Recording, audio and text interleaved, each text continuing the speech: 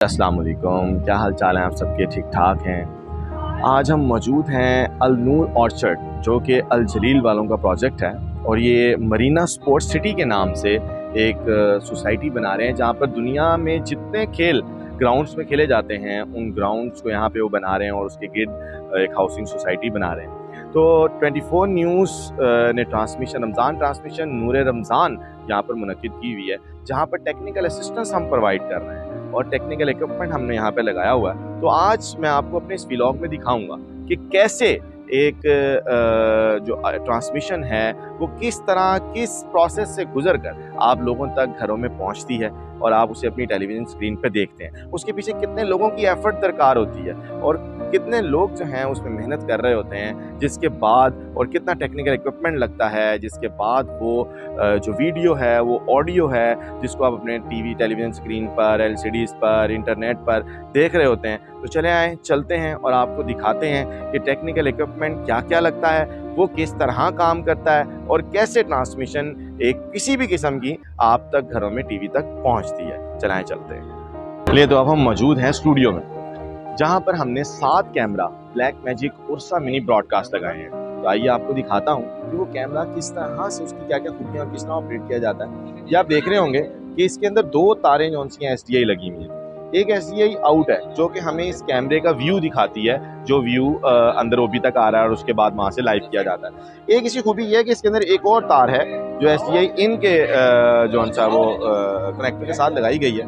अच्छा, इसका काम ये होता है कि ये इस कैमरे का सारा कंट्रोल हमें अंदर लैपटॉप पे प्रोवाइड कर देती है, जहाँ से हम इसकी सेटिंग अंदर बैठे बैठे कर सकते हैं।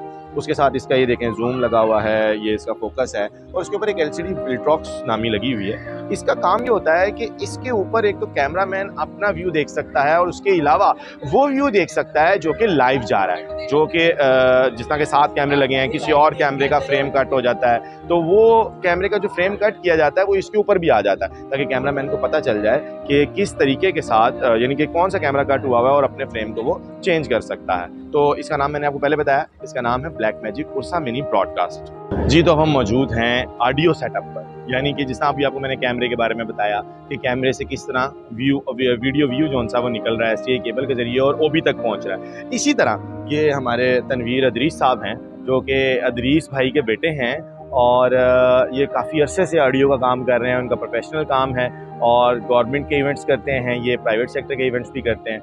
आज ये यहाँ पर भी अपना ऑडियो सेटअप लगा कर बैठे हुए हैं और ये जितने माइक्स यहाँ पे आप देख रहे हैं चल रहे हैं उन सब को ये इस कंसोल के ज़रिए हैंडल कर रहे हैं और इसकी एक फाइनल आउट बनाकर वो मुझे अंदर OB में प्रोवाइड कर रहे हैं, जहाँ पर फिर मैं वीडियो और ऑडियो को मिक्स करता हूँ और फिर उसके बाद सैटेलाइट के ज़रिए आप लोगों के घरों तक पहुँचता है। वो भी आपको आगे दिखाता हूँ मैं, लेकिन ये ऑडियो का कंसोल है और जहाँ से ये तमाम माइक्स कंट्रोल हो रहे हैं और उसके बाद इनकी ऑडियो इकट्ठी होकर एक आउटपुट निकल रही है और मेरे पास OB में पहुँच रही है।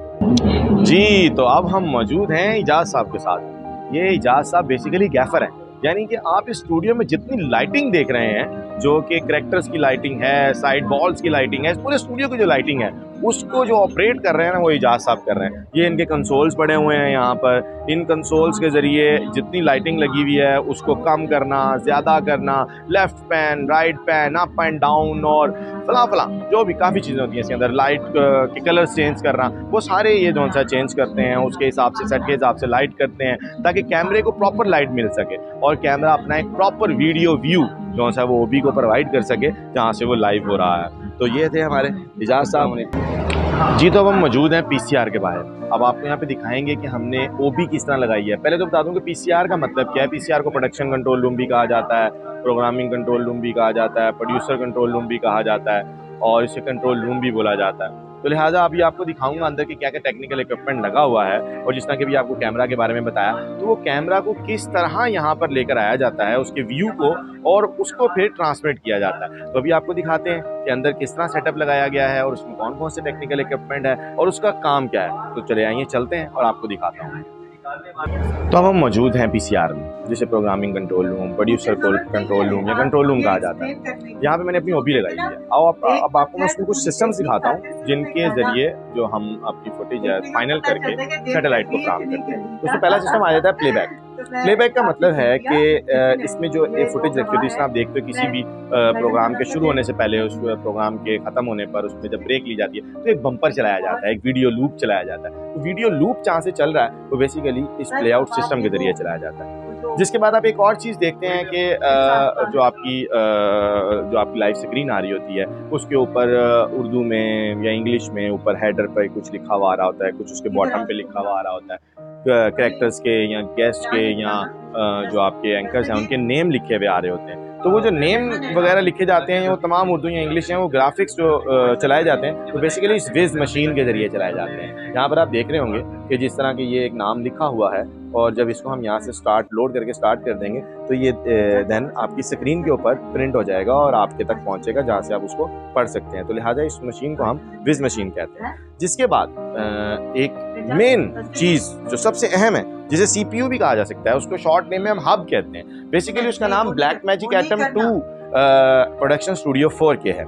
ये वो चीज़ है जिसके अंदर तमाम कैमराज आके ऐड हो जाते हैं। जितने कैमरे मैंने अभी आपको स्टूडियो में दिखाए वो तमाम कैमराज इसके अंदर आके ऐड होते हैं। जो प्ले आउट सिस्टम दिखाया उसकी आउट जो निकलती है वो भी इसके अंदर आ जाती है। विज मशीन की जो आउट निकलती है वो भी इसके अंदर आ जाती है। बेसिकली ये तमाम सोर्सेज को इन के तौर पे ले लेता है, जिसके बाद उसको आपस में हम जिस स्विचर, जिस कीबोर्ड के ज़रिए आपस में मिक्सअप कर सकते हैं, ऐड कर सकते हैं, एक दूसरे के ऊपर सुपर इम्पोज कर सकते हैं उसको, वो बेसिकली ये स्विचर है। ये भी ब्लैकमैजिक का होता है और ये वाया इथरनेट केबल हब के साथ अटैच किया जाता है और इसके साथ वाया इथरनेट केबल एक लैपटॉप को ऐड किया जाता है जो कि बेसिकली CPU का काम देती है। CPU का मतलब जिसका मैंने अभी आपको अंदर दिखाया था कि जो कैमरे मैंने लगाए हैं उसमें एक SDI इन के तौर पर जो एक केबल लगाई गई थी, वो केबल बेसिकली जो कंट्रोल फ्राहम कर रही थी उस कैमरे का, वो इस लैपटॉप पर मेरे पास आया हुआ है कंट्रोल, जहाँ से मैं किसी भी कैमरे को खोल कर उस कैमरे के आयरस को, कैल्वन को, उसकी कलरिंग को, उसके वाइट बैलेंस को, उसके जूम इन आउट को जो उनसे कंट्रोल कर सकता हूं। तो वो इस लैपटॉप पर इस सॉफ्टवेयर के जरिए कर सकता हूं। पहले CPU हुआ करता था, तो अब एक लेटेस्ट फॉर्म में इसका सॉफ्टवेयर दे दिया गया है जो कि मैं लैपटॉप में इंस्टॉल कर लिया और उसके बाद उसे कंट्रोल कर सकता हूं और इस स्विचर के ज़रिए कैमरास को आपस में ऐड कर सकता हूं, उनको एक दूसरे पर सुपर इम्पोज कर सकता हूं। जिस तरह ग्राफिक्स से जो चीज़ें चल रही हैं, बेसिकली एक DSK का ऑप्शन होता है इसके अंदर। उस DSK को जब ऑन करता हूं तो वो जो ग्राफिक्स की जो तमाम तर चीज़ें हैं वो मेरे कैमरे के ऊपर सुपर इम्पोज हो जाती हैं। जिसके बाद जो इसकी एक फाइनल आउट निकलती है, ये आप जो सामने देख रहे हैं, ये बेसिकली लिलीपुट एक डायरेक्टर मॉनिटर है, ये है जो कि प्रोफेशनल होती है, जो आपको प्रॉपर कैमरे की डिटेल्स देती है ताकि आपको पता चल सके कि कलर टोन क्या है, उसका केल्विन क्या है, उसका वाइट बैलेंस क्या है। उसके बाद मैं आपको दिखाता हूँ, ये लगा हुआ है हाइपरडेक। हाइपरडेक में जिस तरह मैंने आपको दिखाया, ये इसको अभी हम रोलिंग पे डाल लेते हैं, तो इसमें एक हार्ड ड्राइव लगी हुई है। इस हार्ड ड्राइव में बेसिकली डाटा को सेव किया जाता है, इसकी फाइनल आउट को सेव किया जाता है ताकि इन फ्यूचर हमें वो किसी भी यानी हमें चाहिए हो तो हमें मिल सके। और यहीं से एक फाइनल आउट निकाल कर जौन सा है वो भी आपको मैं दिखाता हूँ आगे कि वो इनकोडर एंड मॉड्यूलेटर को दिया जाता है, जहाँ से वो सैटेलाइट पे जाता है। तो वो कुछ इस तरफ लगा हुआ है, मैं आपको लिए चलता हूँ। ये देखें, ये है इनकोडर एंड मॉड्यूलेटर। ये इनकोडर और मॉड्यूलेटर बेसिकली का इसका काम क्या है कि जो मेरी OB से एक फाइनल आउट निकल रही है SDI केबल के ज़रिए, वो इसमें आकर इन हो जाती है और यहाँ से भी आपको मैं दिखाऊंगा कि एक SDI केबल के ज़रिए ही बाहर डिश के पास जाएगी और डिश के ज़रिए वो सैटेलाइट पे जाएगी।